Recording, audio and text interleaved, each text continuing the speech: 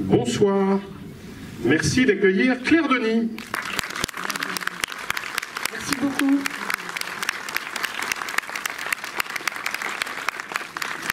On est très heureux de recevoir de nouveau, ça sonne fort, dis donc.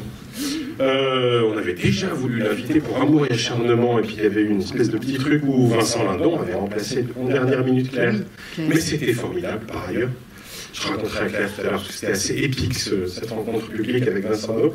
Et on est très heureux de l'accueillir sur ce film-là, dont la sortie est reportée de quelques semaines.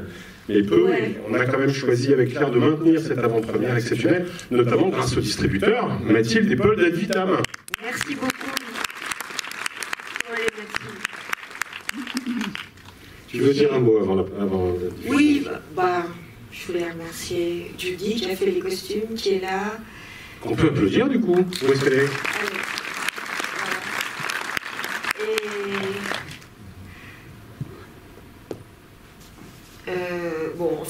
Je ne vais pas... Monsieur Letriard, qui était ambassadeur au Nicaragua et qui nous a beaucoup aidé. Voilà, parce que ce film... Qui est là aussi. Oui. Oui, normalement, ça déclenche des applaudissements.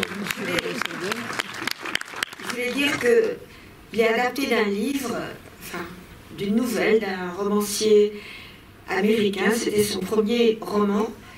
Et à une époque où, jeune homme, il voulait devenir étudiant. Et pour réussir à trouver un lieu sur la Terre où c'était chaud pour envoyer des articles sans connexion, il était parti au Nicaragua pendant la guerre civile en 84 et il a traversé ça comme d'une façon, je crois, assez périlleuse et douloureuse. Et aucun de ces articles n'a été pris. Il n'avait pas un rond. Il est revenu aux États-Unis persuadé qu'il serait... il a renoncé à être journaliste, voilà. Et il est devenu écrivain. Et il est devenu un très bon écrivain. Il s'appelle Denis Johnson. Pardon, excusez-moi, je suis un peu enrhumée. Alors, pour tout dire, quand j'ai voulu adapter le film au Nicaragua, je voulais l'adapter, je voulais que ça se passe aujourd'hui. Parce que le Nicaragua, finalement, n'avait pas encore vraiment tout à fait changé. En fait, il a changé beaucoup, mais à l'époque où j'ai commencé les repérages, il avait encore cet esprit, cette fierté d'avoir été... d'avoir traversé cette révolution paysanne et de l'avoir gagnée. Alors, j'ai dû partir au Panama, et au Panama, dans un pays géologiquement différent, mais avec des gens formidables et des gens aussi qui venaient du Nicaragua. On a tourné le film sans risquer d'aller en prison. Voilà. Mais voilà, je sais pas trop quoi dire en fait, si ce n'est que c'était...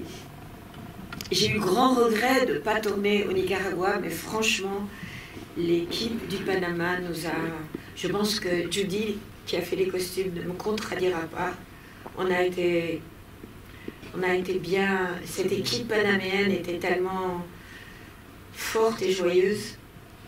Donc voilà, c'est un bon souvenir d'équipe. Après, le film, c'est autre chose. Et bien on le regarde et on se retrouve dans 2h17. À tout à l'heure pour la rencontre. Désolée. Tu t'excuses, oui. Ah oui, les films, ils font 3 heures maintenant. Non, mais merci pour ce court-métrage. Ah ouais. Moi, j'essaye de réduire. Mais les films ont rallongé, c'est vrai. Le prochain, 90 minutes. On en reparle à la sortie. Merci, Claire Denis.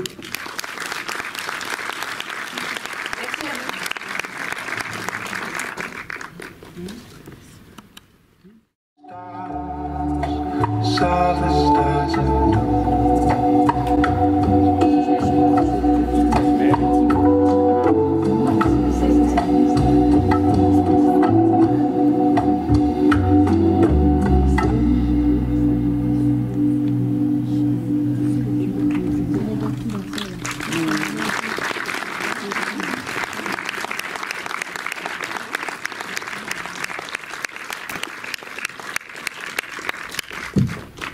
Claire Denis.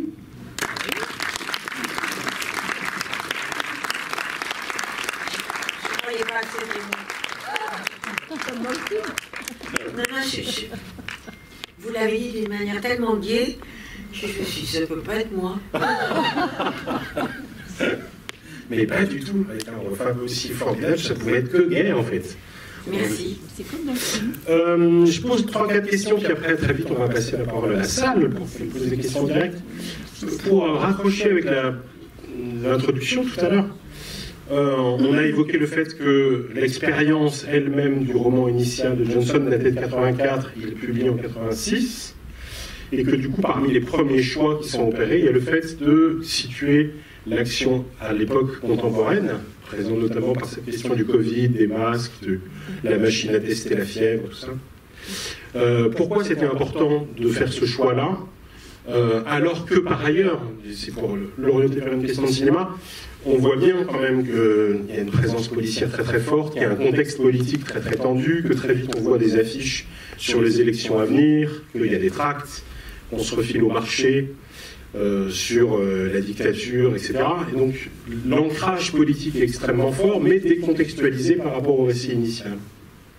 C'est-à-dire, je ne me voyais pas à l'époque, puisque je pensais tourner au Nicaragua, dans la capitale du Nicaragua, où j'avais retrouvé tous les décors décrits par Denis Johnson, et que je sentais que la situation devenait difficile. Je ne me voyais pas, même avec des moyens suffisants, remettre en scène la guerre qui a eu lieu vraiment, avec des bombardements et tout ça. Je pensais que c'était... J'avais vu des documents, des photos et des films, et je pensais que c'était pas possible de faire de remettre ça en scène dans un Nicaragua qui avait gagné cette révolution, mais qui était presque en train de la perdre. Donc je me disais, c'est moche. Et puis, il y a eu 2 films américains qui ont été faits sur les années 84 au Nicaragua, donc qui n'étaient pas des mauvais films du reste. Et donc je me suis dit, voilà. Et puis à ce moment-là, il y a eu la fameuse histoire des élections qui s'est présentée et qui est devenue un fait politique très lourd. En effet, quoi, ce président qui se représente envers et contre beaucoup de gens de son pays, alors qu'il avait été un participant de la lutte révolutionnaire. Voilà, je pensais que c'était pas plus mal de faire peut-être des élections douloureuses. J'ai l'impression que ça produit par ailleurs un autre effet sur le spectateur, c'est que ça désancre le récit. On ne comprend pas forcément tout de suite que c'est censé se passer au Nicaragua. Si j'ai bien compris, le premier indice, c'est la monnaie, je crois. Ouais.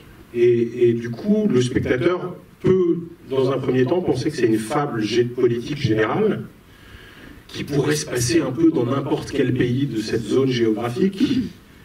Et peut-être que du coup, ça donne une dimension plus universelle que le récit initial. Je suis obligée de dire que je n'ai pas pensé à ça.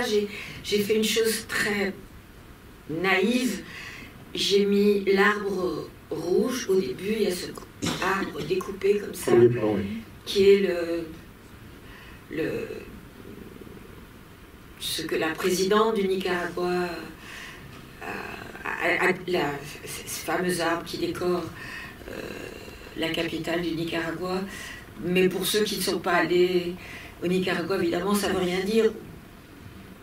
Peut-être quand on parle un peu du Costa Rica, on comprend qu'il y a une sorte de haine entre le Costa Rica et le Nicaragua. Enfin, oui, oh, qu'importe, je ne vais pas justifier. Je ne sais pas, j'ai essayé de faire au mieux compte tenu de ce qui se passait au Nicaragua, vraiment. Ça, c'est la dimension à la fois géographique et politique, mais en fait, plus le film avance, plus il va jouer sur 2 registres, d'une certaine façon. un registre qui est de travailler une figure de genre, qui serait une espèce de polar, ou de... C'est compliqué, je ne sais pas quel genre d'ailleurs toi tu... Moi je dirais c'est le genre de Denis Johnson. Non mais je le dis vraiment parce que c'est pas un écrivain que j'ai connu très jeune. J'en ai entendu parler grâce à un livre qui s'appelle Jesus Son. Et j'étais tellement estomaquée par cette façon d'écrire, ce langage parlé, raffiné et en même temps ironique, comme si la mélancolie ne pouvait s'exprimer qu'avec avec dérision. Voilà. Il ne faut pas que ce soit triste, il faut que ce soit dérisoire. Et du coup, j'ai tout lu. Et j'ai trouvé ça... ça marquait quelque chose qui était... lui, au fond. Lui, Denis Johnson, voilà. Après, quand toi, tu en fais un film, tout à coup, ça dialogue avec des genres cinématographiques aussi. J'ai essayé d'être fidèle à son style. Beaucoup de dialogues sont de lui. Hein.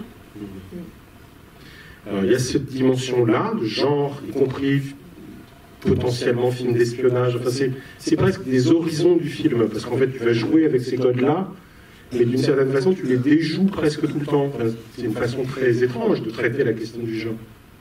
Encore une fois, c'est pas pour m'abriter derrière la figure de Denis Johnson, mais je dis, tu me regardes, mais il y a quelque chose dans la façon qu'il a d'écrire où rien n'est tout à fait... on sait très vite que tout va merder, mais rien n'est tout à fait sûr. Ça pourrait aussi finir bien, ça pourrait aussi réussir, mais il y a quand même...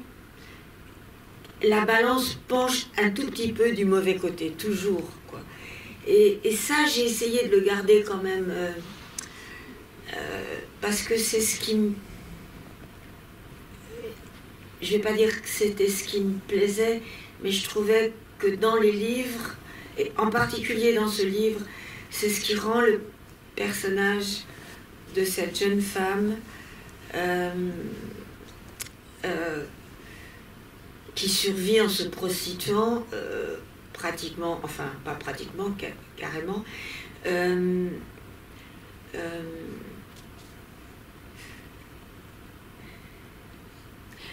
triste et joyeux en même temps, c'est-à-dire elle sauve sa peau d'une triste manière, mais sans se plaindre, quoi.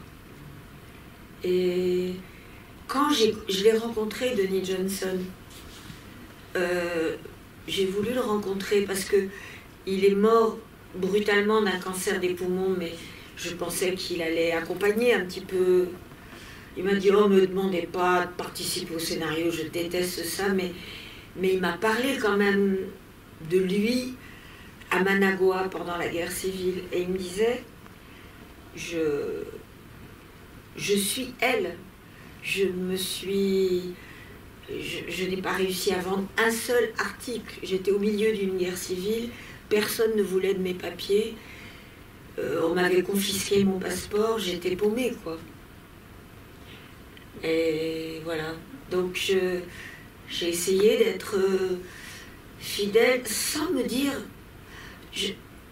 J'ai pas pensé genre, j'ai pensé ni même espionnage, j'ai pensé que c'était son destin à elle. C'est quand même un tout petit peu cette sorte de tristesse ou de mélancolie qu'il y a dans les romans de Denis Johnson qui fait que, au fond, elle est courageuse, mais ça suffira pas, quoi. Elle va être obligée d'être Judas à la fin, quand même. Et alors, la dimension dont on n'a pas du tout parlé encore, c'est quand même l'amour, parce que c'est quand même très présent dans le film, cette question-là du sentiment et du désir. C'est aussi un film très charnel, très sensuel. Ouais, mais ça, c'est aussi... c'est un écrivain très sensuel, Denis Johnson, et les scènes d'amour très très marquante quand on lit le livre, mais je trouvais que il fallait, enfin c'était la moindre des choses de tenter de réussir ces scènes-là, la rencontre au bar et le fait que même si elle ne veut pas s'attacher à lui et si lui ment, il tombe amoureux quand même. Et je trouvais que c'était les deux acteurs parfaits pour ça, parce que ils sont, je sais pas comment dire, c'est pas des bombes, mais ils sont capables de faire passer une attirance qu'en même temps ils ont envie de déjouer tout le temps, quoi. Ils sont capables d'être sur les deux tableaux. Mais ça, c'est aussi ce qui fait le charme et le côté venimeux du film aussi. Ouais, peut-être, oui. Parce que, y compris, on voit bien que le film pourrait être dans les clichés d'un point de vue scénaristique s'il était respecté à la lettre. Parce que la pute au grand cœur, c'est une figure déjà identifiée. Ouais. Le fait au grand cœur qui trahit quand même. Qui trahit, bien, oui. Oui, mais la pute au grand cœur trahit aussi, enfin, souvent. Et le fait qu'il tombe amoureux est d'une certaine façon préécrit, tellement cette rencontre dans le bar est forte, etc. Et en même temps, il y a des éléments qui viennent rendre ça plus difficile à lire, plus complexe, plus douteux. Je crois que j'ai toujours pensé qu'il mentait quand il disait qu'il était marié, bien sûr. Je pensais qu'il mentait tout le temps, en fait. Et qu'il avait besoin de... Il était tombé amoureux d'elle, c'est lui qui lui dit qu'il l'aime. C'est lui qui s'engage au fond dans l'amour, alors que c'est lui qui ment. Et... Oui, y compris sur la présence de l'arme. Il dit qu'il n'en a pas. D'ailleurs, oui. I'm caught. Oui, qui est quand même à double sens, parce qu'il est à la fois pris sur un plan politique et industriel, et pris comme amoureux. Qui pose la première question? Félicitations d'abord. Et pour poursuivre sur ce que vous disiez, comment vous avez trouvé cette actrice que pour ma part je découvre ce soir? Et qu'il n'est pas une bombe, attention. Ben, moi je trouve quand même un peu... Non, c'est une bombe, mais ce que je veux dire c'est qu'elle a quelque chose de... Elle se joue de sa beauté. C'est pas comme... Elle s'en moque presque. Il y a quelque chose... Il y a un humour dans sa beauté, quoi. Ce que je trouve délicieux, enfin, très beau. Alors je ne l'ai pas découvert moi, hein. Elle a été découverte par Quentin Tarantino. C'est elle qui fait du stop. Once upon a time in a... Inoubliable fille qui fait du stop et qui monte dans la voiture de Brad Pitt. Voilà. Et là, c'était elle où je faisais pas le film, hein, vraiment. Elle est tellement extraordinaire à mes yeux. Hein. À quelques yeux désormais, oui. Et son conjoint à l'écran? Alors Joe, c'était pas du tout l'acteur que je voulais au départ. Je voulais un autre acteur. Tu peux dire qui, parce que tu l'as dit dans toute la presse déjà. Robert Pattinson. Mais Robert travaillait, il y avait la Covid, tout ça, et il faisait Batman. Et en fait, ce Batman qui devait durer 6 mois, a duré 2 ans pour lui. Donc j'ai dû commencer à chercher quelqu'un pour le remplacer. Sinon, Margaret, elle a attendu 2 ans. Hein. On ne pouvait pas attendre plus. Et Robert avait en plus un contrat qui l'obligeait à faire la promotion de Batman. Donc, et dans le livre, cet homme n'a pas de nom, il s'appelle The Englishman. Et bon, je voulais que ce soit quelqu'un d'anglais, pas d'américain. Au fond, je pensais que ça allait jouer dans l'accent, dans la façon d'être. J'ai trouvé, enfin ça a été compliqué, quelques acteurs, mais qui peut-être jusqu'à Judy qui est là et qui a fait ce magnifique costume blanc, c'est bien que Joe, on l'a trouvé 3 jours avant le début du tournage. C'est-à-dire qu'il n'y avait pas la possibilité de voyager à cause des complications de la maladie et donc de la pandémie. Donc j'ai fait un zoom avec lui. Je l'avais vu dans un film d'Ang Lee, mais où il était beaucoup plus jeune. Et bon, j'ai dit, ouais, ça c'est Englishman, il n'y a aucun doute. On ne peut pas faire mieux. Mais il ressemble à Robert Pattinson. Il a le même profil et les mêmes cheveux, je trouve. Il a la... Tu me corriges, je dis, il a la beauté d'un anglaise. Le style, il a ce charme anglais, je dirais. Je ne crois pas qu'il ressemble à Robert, mais il a... On ne peut pas dire autre... Je pensais parfois, avec son costume blanc, pour ceux à qui ça dira quelque chose, que c'était un personnage des romans de Graham Greene. Voilà, je ne pouvais pas imaginer plus anglais que Joe Alwyn. Hein? Ouais. Ouais. Une autre question?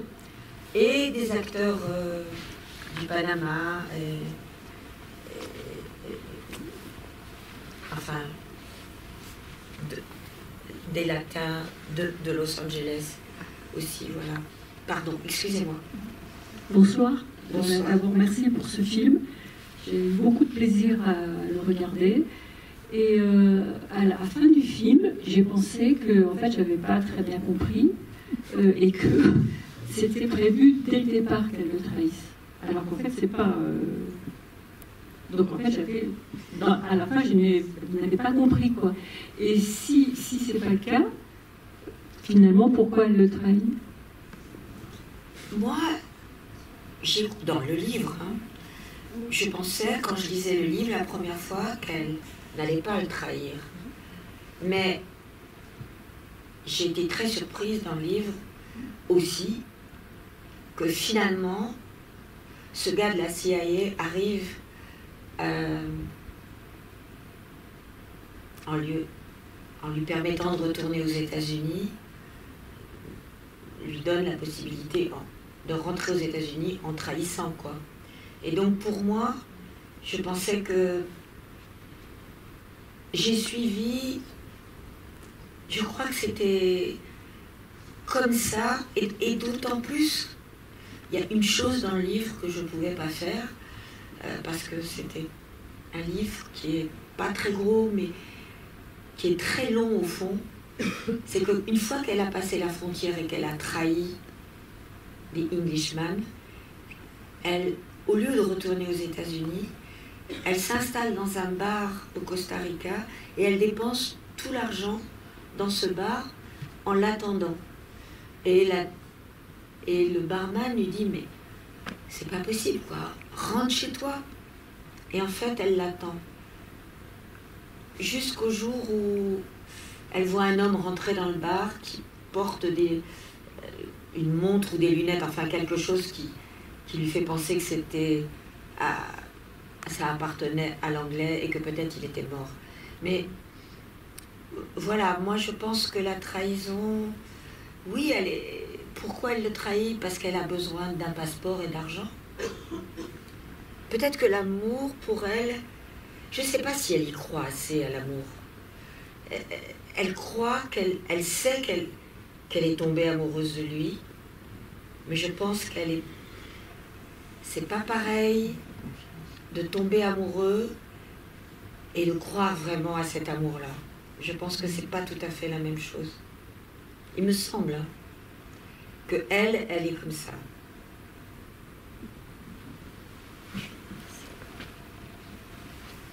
Puisqu'on en est à ce que j'ai pas compris, moi aussi, il y a un truc que j'ai pas compris, donc j'y vais. Oui, bien sûr. Mais oui, il y a forcément une explication. C'est qu'à un moment, au moment où ils vont traverser la rivière, le dialogue c'est « mais tu peux pas traverser en blanc, on va te fournir une couverture noire, là, le vêtement noir, En pour fait, il est en traverser. blanc quand... » Et en fait, il traverse de jour et il est en blanc. Oui. Alors, en fait, ils partent au crépuscule. Et je dois vous dire que tourner de nuit, pour des raisons militaires, était impossible. Donc, on a fait une sorte de crépuscule et d'aube. Une aube qui a duré très longtemps, c'est-à-dire qui est allée jusqu'à quasiment 1h de l'après-midi, parce qu'on avait un engin fait de pneus qui n'ont pas arrêté de crever. Et on descendait d'une falaise par des cordes de rappel, hein, c'est vrai. Et donc c'était un peu difficile, voilà. Physiquement, d'avoir une nuit dans cet endroit-là. Ouais. C'était interdit. Voilà. D'accord. Surtout que on était au Panama et qu'il y avait la frontière avec le Costa Rica, il a fallu l'inventer parce qu'elle est dans les hautes montagnes au Panama. Et donc on ne pouvait pas la traverser comme ça, comme on l'aurait fait si on avait été au Nicaragua. Une autre question ou remarque? Un truc que vous n'avez pas compris? Non. Ouais, que ce que vous n'avez pas compris, Voilà. s'il vous plaît. Alors déjà, merci beaucoup parce que la première fois que j'ai vu votre film, c'était il y a 1 an à peu près. Et depuis, ce film m'a hanté. Il y a des images qui me sont restées en tête. Je vous en remercie. Ça va mieux? Oui, ça va mieux. Et pour le coup, je pense avoir compris. Mais Ouais, une j'espère chose que je qui ne m'a... vous ai pas hanté en mal. Non, justement, bien. Parce que j'attendais justement ce moment de pouvoir revoir ce film. Et un des facteurs qui m'a hanté, c'est la musique des Tindersticks, avec qui vous travaillez souvent. Et je voulais savoir, par exemple, comment s'est passé ce travail. Est-ce que vous leur avez donné des directions par rapport à la musique que vous vouliez avoir, ou c'est juste ils ont vu les images et ils sont partis Non, je leur fais... Ils lisent toujours le scénario avant, de toute façon. Parce que je trouve un peu dur de mettre les musiciens face à des images parce que ça les oblige un peu à répondre comme ça, alors qu'en lisant le scénario, ils peuvent, à leur façon, sans images, avoir déjà une réflexion. Enfin, et puis, on a pensé assez vite que peut-être on mettrait des cuivres dès le début à cause de l'idée qu'on se faisait de l'Amérique centrale. Et voilà, c'était important. Et dans la boîte de nuit, j'avais choisi une musique qui n'était pas d'eux, qui était une musique du Nicaragua. Mais avant que je tourne, Stuart m'a envoyé cette chanson en disant, oh, comme toujours, il est un peu négligent, il dit, bon, tu sais, si tu veux l'utiliser sur le générique de fin, avec les mots Stars at Noon, et il parle tellement bien de cet amour voilà. Donc, bah, j'ai dit, ok, dans la boîte de nuit, on le tente, quoi. Même si c'est pas très logique. Mais c'est bien. Enfin, moi, je trouve...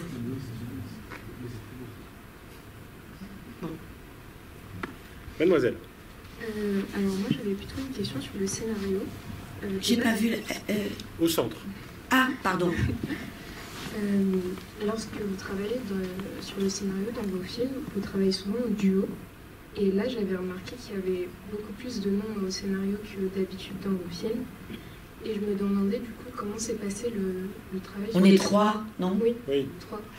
C'est-à-dire que moi je parle anglais, mais pas vraiment assez bien pour écrire directement en anglais.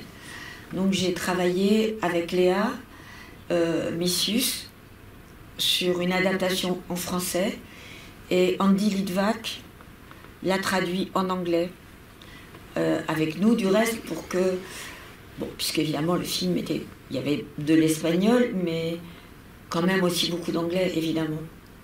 Donc c'est pour ça qu'on est 3. Et du coup, j'ai une autre question. Ouais. Puis c'est agréable d'être plusieurs. Non, mais sincèrement, hein, c'est pas très gai d'être seul.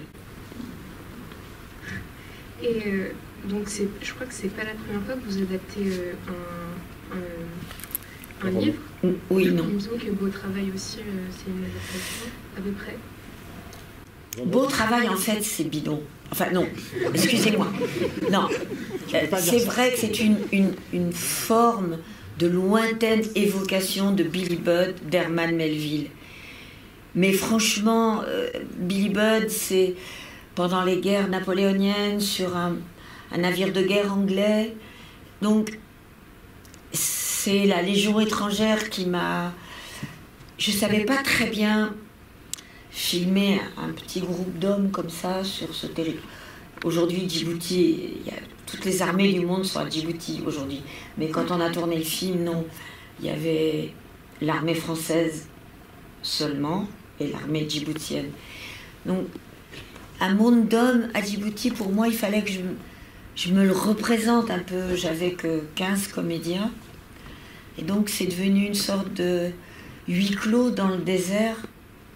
Et c'est à cause de ça que, d'abord, j'ai pensé à l'opéra, l'adaptation de Billy Budd en opéra. Et c'est ça qui m'a aidé à travailler. Et vraiment du livre d'Herman Melville, il y a une seule scène qui est vraiment... Il y a deux choses qui sont vraiment du roman. C'est la scène où on porte un des légionnaires à l'aube dans les rues de Djibouti, avec une écharpe rouge autour du cou. Ça, c'est l'avant-propos de Billy Budd. C'est des souvenirs de Herman Melville, où il raconte un souvenir de marin, quand lui était marin. Et je crois quand le commandant dit à la nouvelle recrue « Belle trouvaille ». Voilà, ça, « Belle trouvaille », c'était dans le livre d'Herman Melville. Mais Vendredi soir, c'est d'après Emmanuel Bernheim, non? Vendredi soir, c'est... Oui, c'est Emmanuel Bernheim. Ouais. Donc c'est une adaptation. Ah, mais... Alors là, copie conforme, pratiquement. Non, contrairement à Herman Melville. Ouais. Il y a aussi, du coup, avec Amour et acharnement et Un beau soleil intérieur, qui sont des adaptations. Et travailler avec... Oui, mais c'est pas tout à fait des adaptations, comme on dit, on adapte tel livre, c'était un travail en commun de scénario, quoi.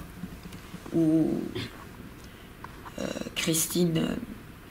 Enfin, c'était un travail pour moi formidable. Enfin, c'était, je parle à l'imparfait, j'espère que ça se reproduira une fois, mais c'est vrai qu'avec Christine, travailler me plaît énormément. Christine Angot, pour ceux qui n'ont pas... Christine Angot, pardon. Le troisième rang est un rang de spécialiste de Claire Denis, mais peut-être pas toute la Ah salle. oui, Christine Angot, voilà. Christine Angot, donc, avec qui, en effet, qui est quelqu'un de très mystérieux, mais qui me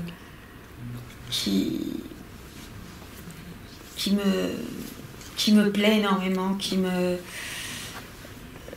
c'est enchanteur pour moi de travailler avec elle. Donc, lorsque vous avez écrit du coup le scénario de Stars at Noon, c'était plus de l'ordre d'une adaptation que les autres films que vous avez fait. Plus de l'ordre d'une adaptation.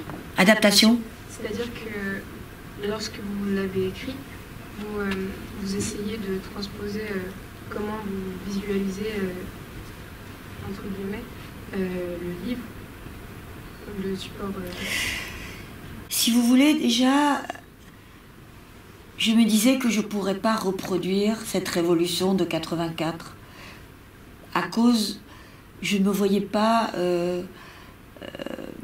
le faire dans cette ville-là qui avait tant souffert déjà, et tout le nord du pays. Je me dis, on ne va pas faire une reconstitution de quelque chose qui a été très important dans l'histoire de l'Amérique centrale, et en même temps, au moment même où j'allais faire le film, qui était en train de s'effacer, quoi, face à ce président, Daniel Ortega, qui était en train de devenir, de se faire réélire et de devenir franchement un dictateur. Donc déjà ça m'obligeait à changer. Mais après, là où j'ai été fidèle, je dirais, si on peut appeler ça de la fidélité, mais le plus possible, c'était à la façon de parler, de les dialogues de Denis Johnson, cette façon mi-ironique, pas ironique, mais à la fois, je dirais, désenchantée. Voilà. C'est comme si ces personnages ont envie de s'en sortir, mais ils sont un peu plombés dès le départ, quoi. Et c'est ça, c'est la façon d'écrire de Denis Johnson, ça. Cette espèce de manière qui est extraordinaire quand on lit ses livres, de comprendre que il a cet art de manier les mots qui font sourire dans un contexte qui ne fait pas du tout sourire. Merci. Oui. Au début du film, il y a un jeu de contraste entre les deux premières scènes sexuelles. La scène contrainte avec le Sous-teniente. Qui est quand même proche du viol, mais du viol répété. Oui, enfin, elle est obligée, oui, mais oui, oui, on peut dire c'est un viol, ouais. Et c'est un viol, mais oui. Je pense qu'elle est quand même un peu dominante dans cette scène, malgré tout. Compris à la fin, quand elle donne l'ordre, tout ça, oui. Ouais. Mais qui évidemment contraste avec la première scène d'amour, Ah oui. où là, on est dans la sensualité, le plaisir. Bah, c'est-à-dire, elle lui dit pour de l'argent, je couche avec toi, et en même temps, il tombe amoureux à ce moment-là. Donc ça transforme tout. Et quand il lui dit est-ce qu'on va se revoir, et qu'elle lui dit bah tant que tu auras $50, voilà, c'est typique de cet écrivain, quoi. C'est une façon de dire oui, je veux bien te revoir, j'aimerais bien te revoir, mais je vais pas te dire oui, je vais te dire avec $50. Voilà, c'est ça qui est si particulier, peut-être. Alors, pour moi. Ces deux scènes-là fonctionnent en écho l'une à l'autre, et la première scène est quand même beaucoup centrée sur le dialogue « je suis obligé de », oui, qui raconte ce rapport à la contrainte économique, contrainte politique. Bah, il a ses papiers, hein. Elle Ouais. peut pas. Il a son permis de séjour, il la tient, comme on dit, ouais. Et dans l'architecture du film, tu choisis de terminer par lui, Lui, ouais. pour un étrange remerciement quand même. Ouais. Ben, au fond, j'ai beaucoup réfléchi à cette scène qui n'existe pas dans le livre. Mais pourtant, dans le livre, on sent que le sous-teniente, malgré tout, lui, dans les scènes qu'il a avec elle, lui fait comprendre qu'il est lui amoureux d'elle. Il a un rapport comme ça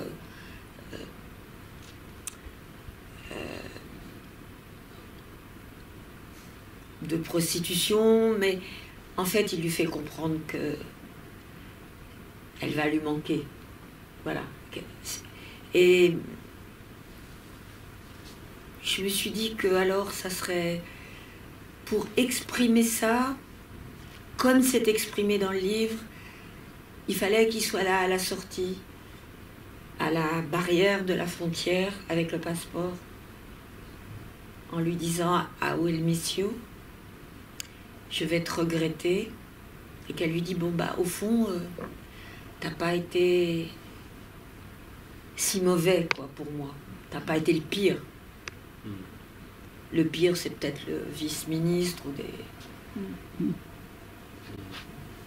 des gens qui... Oui, Pardon. Non, pas de souci. Quand on parle justement de la différence des scènes entre que ce soit le comment on appelle, et Joe Alwyn, par exemple. Les scènes entre eux. Entre elle et Joe Alwyn et elle et le vice. Le vice. Non, le vieux. Le vice-ministre. Lunente. Superteniente. Voilà, c'est le mot que je cherchais. Justement pour vous montrer cette intimité qui va se jouer dans des détails de quand il lui caresse les pieds ou des choses comme ça. Est-ce que vous répétez? Quel est le travail d'une mise en scène que vous laissez plutôt les acteurs jouer de même ou pour que ce soit les gestes, que ce soit le timing des paroles, des répliques? Comment vous... Quand le souteniente, la caresse? Non, plutôt l'autre. Joël, oui, quand c'est des sentiments d'intimité, quand elle a ses règles, ce genre de gestes très... La scène des règles, c'est une scène incroyable dans le livre. Et j'aurais pour rien au monde voulu qu'elle n'y soit pas, parce que... Mais je pense qu'à l'époque où Denis Johnson l'a écrit, cette scène, du reste, le livre a déplu à cause de cette scène. Hein. Je crois... alors, quand il la caresse... Oui, la question c'était, est-ce que vous mettez en scène, enfin, est-ce que vous les mettez avant, comment vous faites? Oui, oui, vous savez, je ne savais pas, du reste, et je l'ai appris juste à la fin du tournage, que il y a maintenant aux États-Unis des coordinateurs pour les scènes comme ça, et moi je ne le savais pas, et je l'ignorais complètement, donc pour moi, c'est très important que les acteurs et moi, on soit confiants les uns et les autres, parce que c'est aussi, c'est très intimidant aussi de les mettre en scène. Mais par contre, vu que c'est très intimidant, c'est des scènes où on ne peut pas demander aux acteurs, bon, écoutez, alors là, débrouillez-vous s'il vous plaît. Parce que si on n'a pas de coordinateur, franchement, moi je serais horrifiée d'avoir quelqu'un qui, entre les comédiens et moi, bon, je crois que c'est un peu obligatoire sur certains tournages, j'en sais rien, mais en tout cas, je pense que cette confiance, elle ne peut jouer que si ils savent que moi aussi ça m'intimide de leur demander ça, et puis ça, et puis encore ça. Et au fond, ça permet de rester quand même pudique aussi, je crois, et confiant. Parce que moi, j'aurais pas confiance dans un chorégraphe, quelqu'un qui chorégraphierait dans un lit des scènes. Vous voyez, parce que Joe Alwyn, c'est lui qui m'a raconté qu'il a travaillé. Donc on lui dit, mets ta main là. Non mais vous voyez, ça c'est pas de la mise en scène, ça. La mise en scène, c'est quelque chose qui oblige mon corps aussi à ressentir ça et à être intimidé aussi. Et le cadreur aussi, du reste, hein. Pas que moi. On peut peut-être parler de la photo, d'ailleurs, le temps que je passe la parole. C'est Éric Gauthier, le chef. Oui. Là. C'était quoi les consignes générales, y compris par rapport à cette question de filmer ce pays qui n'est pas celui que tu avais visité initialement et dans lequel devait se passer l'histoire? Comment on filme l'espace, la ville et la j'ai fuite? filmé tel... je me suis pas dit, on va... En dehors de l'arbre rouge, Oui. Non, je ne pouvais pas transformer le Panama en Nicaragua, non. Même avec quelqu'un d'aussi talentueux qu'Éric Gauthier, impossible.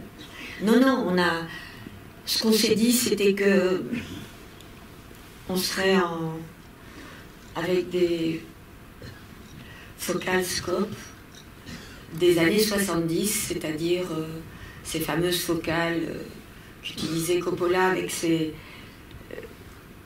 diffusions de lumière dans l'objectif. Et je dois dire, c'était absolument incroyable parce que on a fait beaucoup de plans à l'épaule, dans le marché, pas seulement dans le marché, mais il y a beaucoup de furtivité dans le film, donc il fallait marcher avec la caméra à l'épaule, et ces focales sont énormes. Et dans le marché, je n'avais...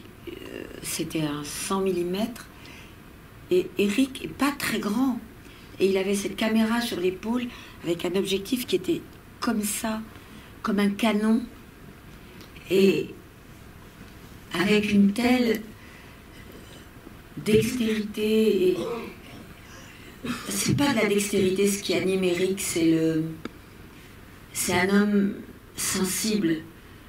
Il sent il est dans cette sensibilité qui fait que tout d'un coup la caméra pèse moins lourd sur son épaule et que voilà, il peut le faire. Bonsoir. Merci Bonsoir. beaucoup. J'avais deux petites questions concernant peut-être ce qu'on pourrait appeler la dramaturgie. Je me demande pourquoi la CIA n'a pas suffisamment d'informations, d'éléments et la possibilité de l'arrêter plus tôt, quelque part. Mais si ce n'est qu'après, il n'y a plus le même bouton, le même film, évidemment. Pourquoi la CIA ne peut pas arrêter plus tôt? Ouais. Je me suis un petit peu... plein de fois, et puis suffisamment d'éléments aussi pour le faire. Et la deuxième question... Je crois que dans un pays indépendant, la CIA peut indiquer des choses. Enfin, je savais que le Costa Rica, qui est un pays ami des États-Unis, pouvait accueillir un homme de la CIA, mais au Nicaragua, je ne vois pas un agent de la CIA pouvoir arrêter quelqu'un. Le Nicaragua était un pays qui était quand même pas trop ami des États-Unis, si vous voulez, après la Révolution. Ou alors la police locale, enfin, j'ai l'impression qu'ils sont beaucoup contre lui, qu'ils ont suffisamment d'informations. La police locale, elle peut pas obéir aux gars de la CIA. Le seul gars qui parle de l'agent de la CIA, c'est le douanier du Costa Rica à la fin. Mais lui, il est du Costa Rica, donc il dit voilà, grâce à la CIA, mademoiselle, vous avez échappé à un sort horrible, en fait, en gros. Ok. Et ma deuxième question, du coup, c'est... Vous n'êtes pas convaincu à mort, hein? Non. Je sais pas, je connais pas assez les rouages de tout ça. Mais c'est intéressant, l'Amérique centrale et l'Amérique latine et la CIA, au fond. Ça vaut le coup de se renseigner un peu. La mort d'Allende, tout ça. Pourquoi ils ont besoin de la signature de l'héroïne à la fin pour pouvoir l'inculper? Elle le trahit, c'est-à-dire qu'elle signe un papier comme quoi il a... Qu'importe ce qu'il a fait, mais qu'il a fait quelque chose qui... Voilà, elle le lâche, quoi, voilà. Elle signe le papier pour être payée. Oui, voilà. C'est un peu des MacGuffin choqués en même temps. Comment? C'est un peu des MacGuffin choqués en même temps. Oh, c'est pas très Hitchcockien à la fin du film. Les MacGuffin, il faut qu'ils arrivent très tôt dans les films. À la fin. Non, mais ce que je veux dire, c'est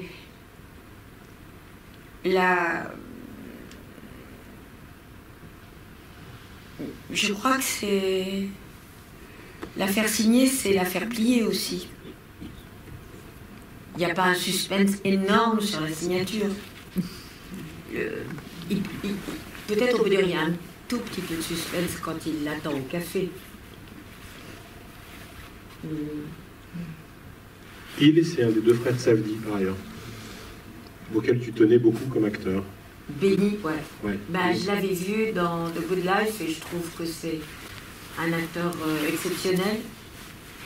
Exceptionnel, ouais. Et il le prouve encore, là, je crois.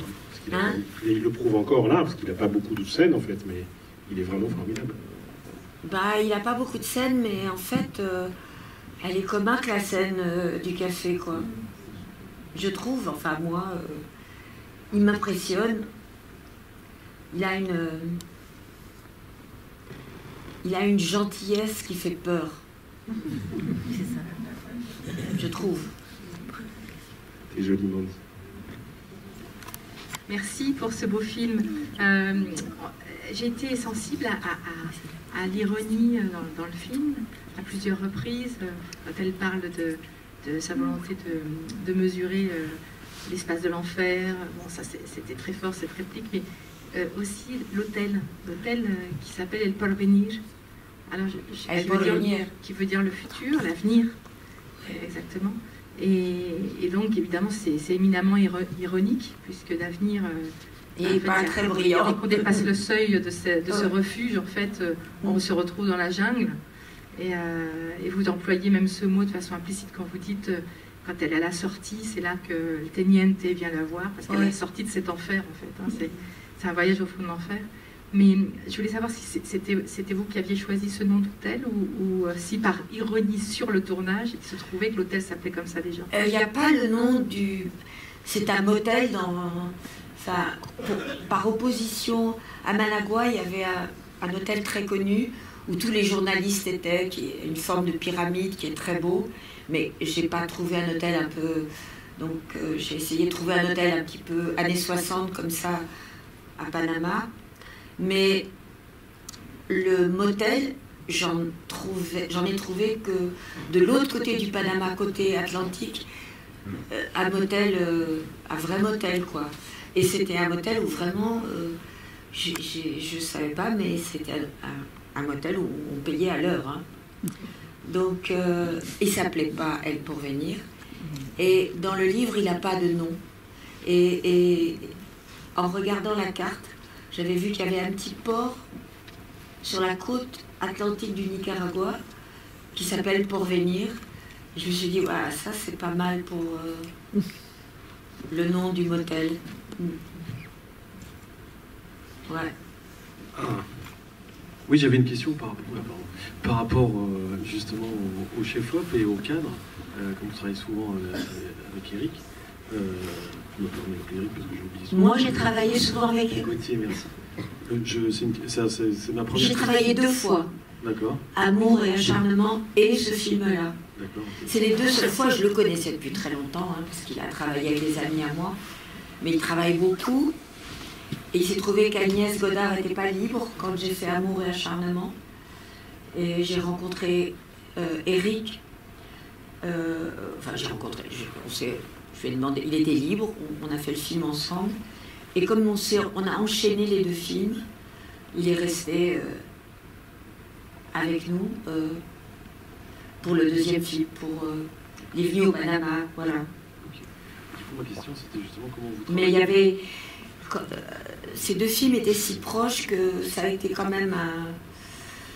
C'était intense, la relation entre nous, vraiment fort. Comme si on s'était connus depuis toujours, en fait. Mais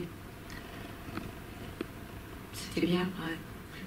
Et du coup, ma question, c'était de savoir comment vous travaillez justement en termes de choix des cadres. Est-ce que vous avez déjà des envies très précises? Est-ce que c'est des propositions? C'est un aller-retour? Comment ça se passe au niveau des choix des cadres? Parce que ça peut être très différent suivant les réalisateurs. Déjà, dans ce film-là, avec ces focales, scopes très encombrantes, énormes, et forcément,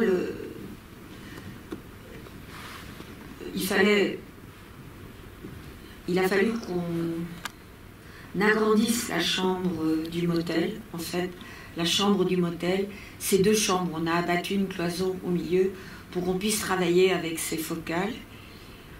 Parce que je voulais qu'on puisse être à la fois, qu'on voit la chambre en entier,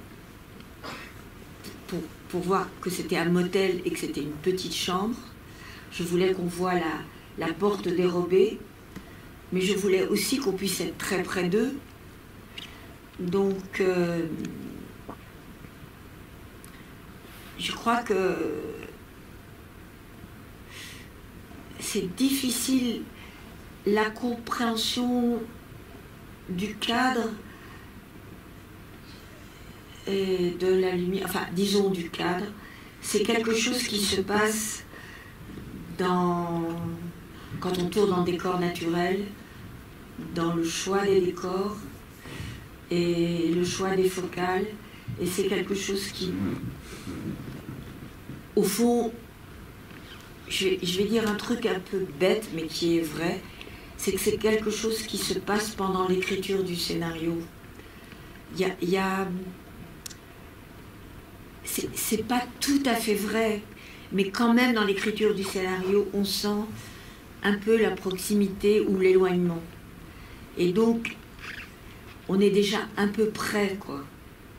Et donc, c'est plus facile de communiquer avec un chef opérateur cadreur comme Eric si on a déjà ressenti les... Je ne veux pas dire le cadre, mais les grosseurs, les... Voilà, ça c'est... Et l'intimité ou l'éloignement. Alors c'est là où je devrais dire, oui, c'est bientôt nous qui allons nous éloigner. Est-ce que ma réponse est bonne? Vous avez l'air totalement sceptique. J'ai pas dû répondre à votre question. Ah bon? Non, si, c'est pas clair. Ah bon? Ah. D'accord. Vous avez dit quoi? J'ai pas entendu non plus. Ah bon? Pardon? En partie, ah oui. Donc il y a une partie et l'autre partie, c'est quoi? Si, ouais. Plus fort, l'autre partie, c'est? Sur la précision. J'imagine bien qu'évidemment sur les valeurs de plan, effectivement, j'imagine que... Oh, la précision, c'est peut-être le meilleur dialogue possible, quoi, avec un opérateur. Je parle abstraitement, mais je suis pas du tout abstraite dans le travail. Tu vas vérifier dans la caméra, tu as un combo, tu sais Ah non, pas de combo, non. Non, ça, alors là... Enfin, non, ça, c'est pas possible. Si on n'est pas... Moi, je vis à côté du cadreur. Je suis à côté. Parce que assis devant un combo ou debout devant un combo, on ne sent pas le plan. Je trouve qu'on ne peut le sentir qu'à côté du cadreur. Voilà, je n'ai jamais pu faire autrement. C'est idiot, mais moi, ça montrait... J'aurais pas envie de faire de film si je devais être devant un combo. Et j'aime pas que les acteurs voient le combo aussi. Non. Je trouve que c'est quelque chose qui empêche une espèce de sensation. Quand le cadre n'est pas tout à fait bon, on le sent. Mais c'est pas au combo qu'on le sent. Au combo, on va voir si c'est bien ou si c'est pas bien, mais il y a quelque chose qu'on sent quand on n'est pas au combo qui est plus précis, à mon avis. Enfin, je veux pas être prétentieuse, hein, mais je crois très fort à ce que je dis. Un, c'est pas prétentieux. Deux, Claire Denis a le droit d'être un peu prétentieuse. Mais c'est mon avis. Non. C'est vrai, je crois que le combo, c'est un attrape-nigo. Sincèrement, je le pense. Hein. Je pose la petite dernière juste pour réexpliquer pourquoi il fallait absolument que cette rencontre ait lieu. Nous, on n'a rien compris avec Marie, qui programme cette salle, de l'accueil cannois du film l'an dernier, qui a été plus que mitigé. Enfin, il y a eu un truc.